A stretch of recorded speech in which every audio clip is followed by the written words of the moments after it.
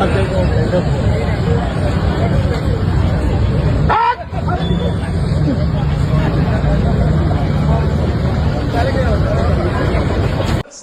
Jayakumar, Indian സ്വാതന്ത്ര്യ സമരത്തിൽ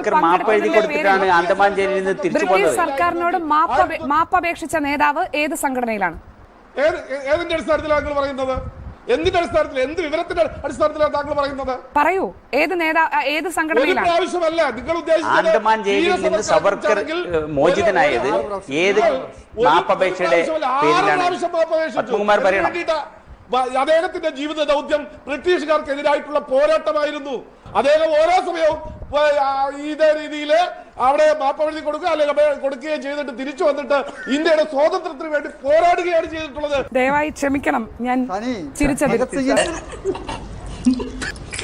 ചക്കപ്പൊണ്ണനെ എന്തിനു കൊള്ളാം, തെക്കേ പുരയ്ക്കൊരു തൂണിന് കൊള്ളാം.